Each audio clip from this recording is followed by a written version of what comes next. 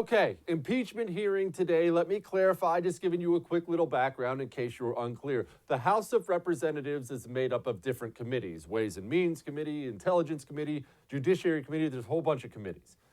We have currently Adam Schiff is the head of the Intelligence Committee.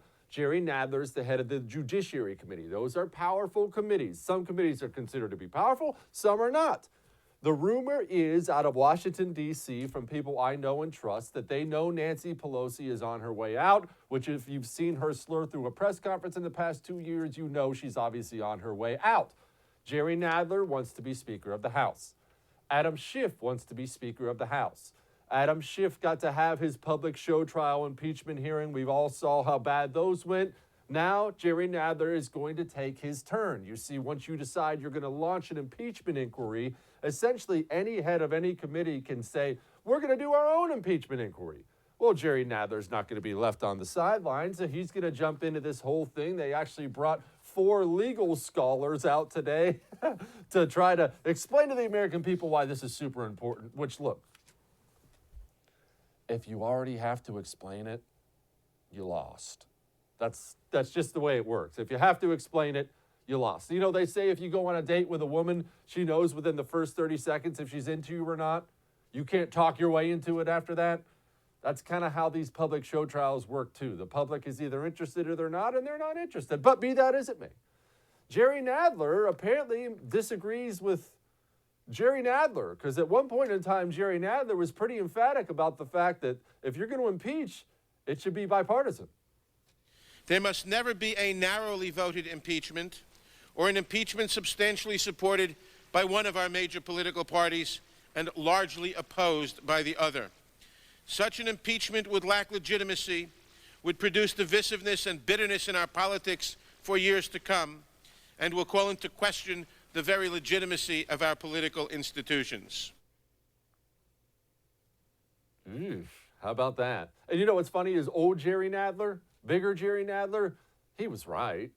He's right. The American people are never going to accept an impeachment. They're never going to, feel a strong way about impeachment unless both parties can look at it and be like, okay, that's impeachable. I mean, we have this, and this. We've got to impeach the guy. Otherwise, it just looks political. And that's what it is. It's political, and everybody knows that. So we have people like Andy Biggs today, Representative Biggs. He asked Jerry Nadler, can we actually just clarify the rules? You see, each committee head sets their own rules for how that hearing is going to go, which means Nadler sat down and decided these are going to be the rules and these are going to be the rules. Well, Schiff and Nadler have really been running these things like the Wild West, and Nadler didn't really feel like he had to tell anybody. So I'm hoping you can explain to us what the objections may be made under this clause, and if you intend to use the federal rules of evidence.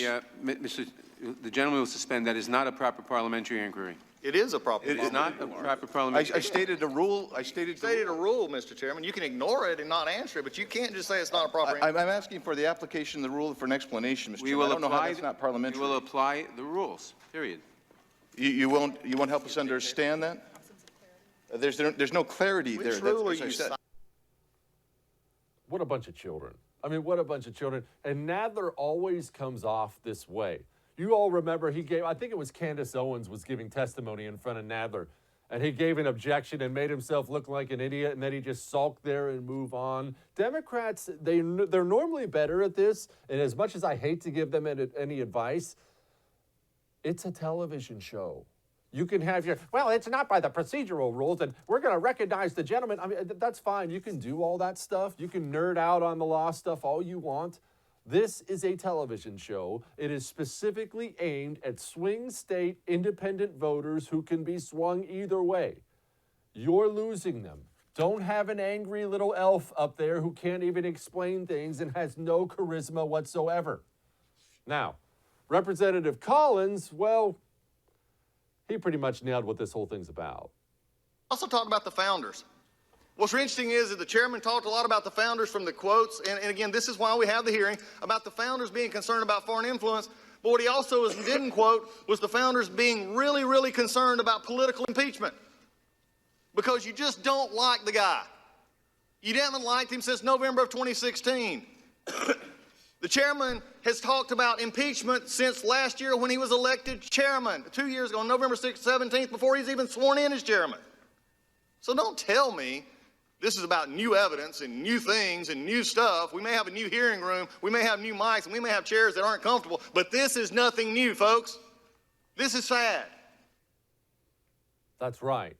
And I want to do a quick thought experiment with you here very briefly. Think back if the Democrats had just done normal politics for the last 3 years. Of the Democrat Media Alliance, you know, of course they're going to trash Trump and oppose him and things like that. But what if there was no lame attempt at Russian collusion? What if there was no overturn the election, impeach talk for the last 3 years? Do you think maybe, just maybe, the American people might have a little bit more of an appetite for this impeachment hearing if that isn't all they've heard for the last 3 years? Of course they would. People have tuned out. They've turned it off. They get the game now. Yes, everything's a new bombshell. Yes, everything is, you know, this is the beginning of the end. We've heard these same sayings for so long. Everybody gets what it is. Democrats are still mad about 2016. And I warned long time ago that this was going to bite them, and it was going to bite them very, very badly, because you can pout so long that now you're pouting into an important phase. They're still pouting about 2016. Yeah, we're less than a year away from the next presidential election. You should be messaging. You should be fundraising. You should be out there knocking on doors. You should be winning over swing voters. 2016 has come, and 2016 has gone.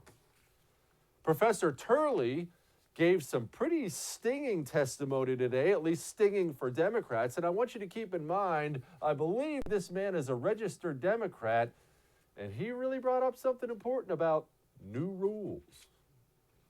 This would be the first impeachment in history where there would be considerable debate, and in my view, not compelling evidence of the commission of a crime. Second is the abbreviated period of this investigation, which is problematic and puzzling.